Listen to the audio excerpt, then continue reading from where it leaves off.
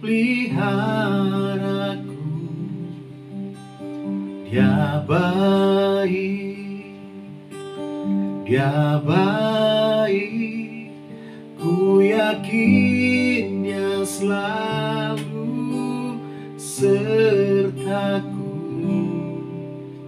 Dia baik bagiku.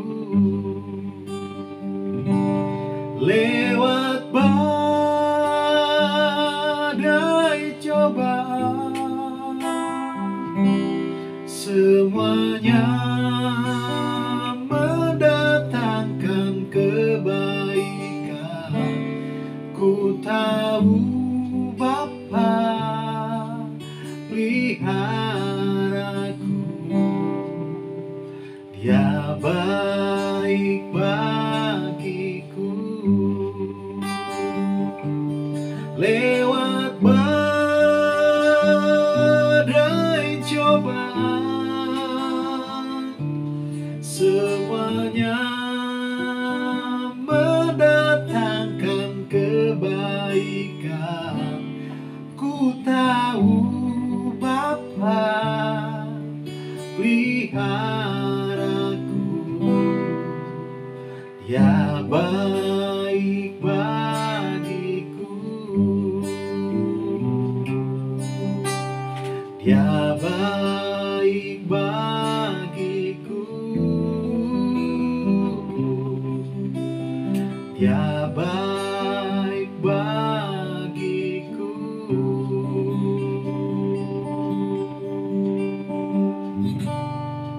Puji nama Tuhan. Bapak Ibu Saudaraku, hari ini kita memasuki hari pertama di bulan ke-7 di tahun 2022. Firman Tuhan pagi hari ini di dalam Yeremia pasal 29. Yeremia pasal 29 ayatnya yang ke-11.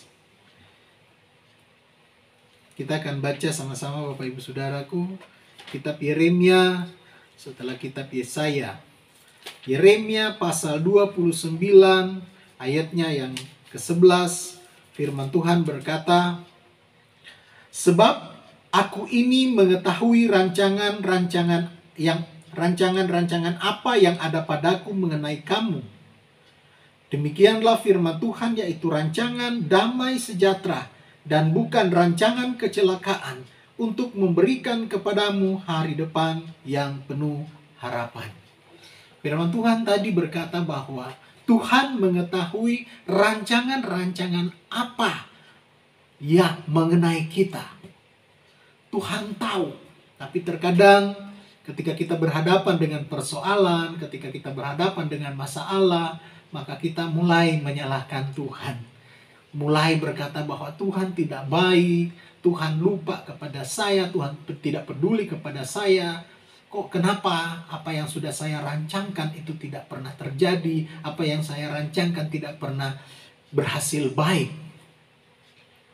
Bukan kesalahan Tuhan, Bapak Ibu Saudaraku. Kalau kita benar-benar sudah menyerahkan hidup kita kepada Tuhan, maka sebenarnya Tuhan lebih tahu apa yang terbaik dalam diri kita.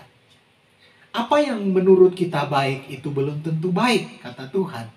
Apa yang sudah kita rencanakan, apa yang sudah kita rancangkan, yang menurut kita itu yang terbaik, belum tentu itu yang terbaik, kata Tuhan.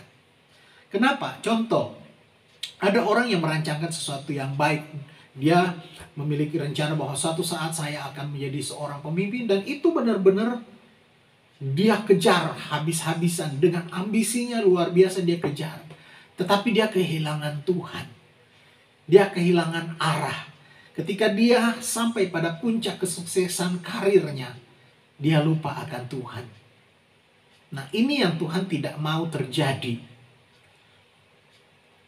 Raja Hizkia, dia berdoa kepada Tuhan agar supaya Tuhan menambahkan umurnya 15 tahun. Tetapi kita melihat ketika dia minta kepada Tuhan dan Tuhan izinkan itu terjadi, maka kita melihat akhir hidup Raja Hizkia. Kalau seandainya pada waktu dia meninggal pada waktu itu, mungkin dia ada dalam kondisi yang baik. Tetapi ya itulah, Karena kita terkadang sebagai manusia suka memaksa Tuhan. Kita berkata bahwa Tuhan itu adalah Allah, saya serahkan hidup saya sepenuhnya ke dalam tangan Tuhan, tetapi kita cenderung memaksa Tuhan untuk mengikuti apa yang menjadi kemauannya kita. Seharusnya ketika kita berkata bahwa Tuhan, aku serahkan hidupku ke dalam tangan-Mu, maka biarlah kehendak Tuhan yang terjadi atas kehidupan kita. Kita berjalan sesuai dengan apa yang menjadi maunya Tuhan, bukan maunya kita. Nah, Bapak Ibu Saudaraku, di dalam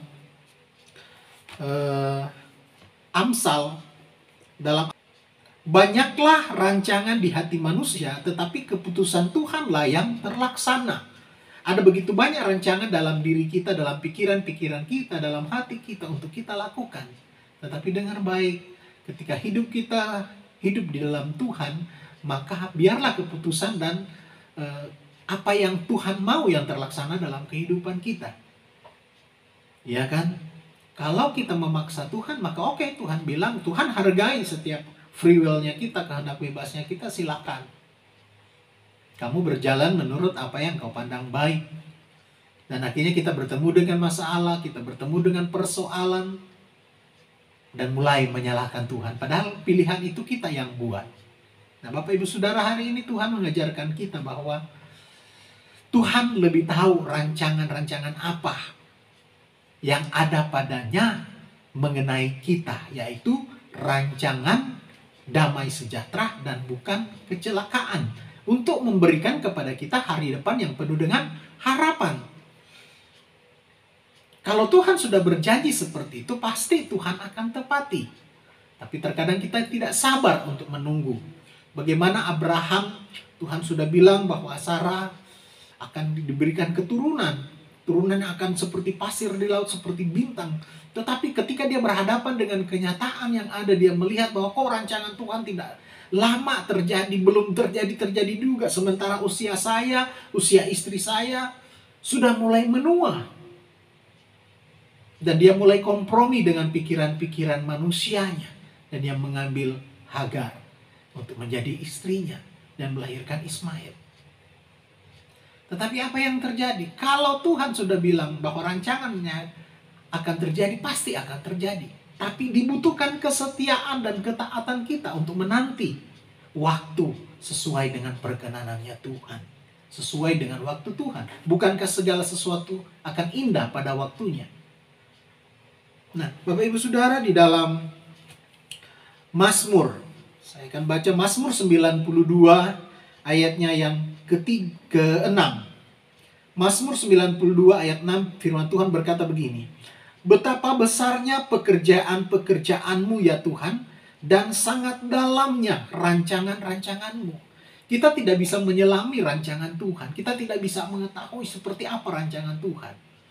Berjalanlah dalam rancangan Tuhan. Biarkan Tuhan yang bekerja bersama-sama dengan kita berjalan dalam rancangan Tuhan. Jangan merancangkan sesuatu yang jahat. Jangan merancangkan sesuatu yang hanya untuk memuaskan keegoisan kita, untuk memuaskan keakuannya kita, untuk memuaskan agar supaya saya dihormati orang, dipandang orang seperti apa. Jangan. Ingat bahwa kalau kita sudah menyerahkan hidup kita ke dalam tangan Tuhan, maka kita juga menyerahkan setiap rancangan, rencana kita ke depan, kita serahkan ke dalam Tuhan, dan biarlah kehendak Tuhan yang terjadi. Di dalam Yesaya, sebagai ayat penutup untuk kita memasuki bulan yang baru ini, sebagai ayat penutup, kita akan baca di dalam Yesaya ayat 8 dan 9. Firman Tuhan berkata, sebab rancanganku bukanlah rancanganmu, dan jalanmu bukanlah jalanku. Demikianlah firman Tuhan, seperti tingginya langit dari bumi, demikian tingginya jalanku dari jalanmu, dan rancanganku dari rancanganmu. Ada begitu jauh perbedaan rancangan kita dan rancangan Tuhan. Tetapi sadarilah bahwa sekali lagi saya mau katakan, rancangan Tuhan adalah rancangan yang indah, yang baik, yang memberikan kita harapan. Dan harapan itu ada di dalam Tuhan. So, jalani hari-hari ini apapun profesi kita, dimanapun Tuhan tempatkan, di marketplace yang ada, jadilah teladan dalam perkataan, dalam pikiran, dalam perbuatanmu. Biarlah Tuhan dimuliakan dalam seluruh aspek hidup kita. Agar supaya apa? Rancangan Tuhan terjadi dalam hidup kita. Bagaimana rancangan Tuhan terjadi? Serahkan hidup kita ke dalam tangan Tuhan. Maka Tuhanlah yang akan bertindak. Selamat memasuki bulan yang baru. Selamat memasuki hari yang baru. Kita percaya penyertaan Tuhan, perkenanan Tuhan ada beserta dengan kita. Tuhan membuat engkau berhasil, Tuhan membuat engkau semakin naik dan tidak turun. Tuhan menjaga langkah-langkahmu. Tuhan memberkati engkau dengan kesehatan. Anak-anakmu diberkati, suami istrimu diberkati, anak-anakmu diberkati. Di dalam nama Tuhan Yesus Kristus terjadi atasmu. Haleluya. Amin. Tuhan memberkati.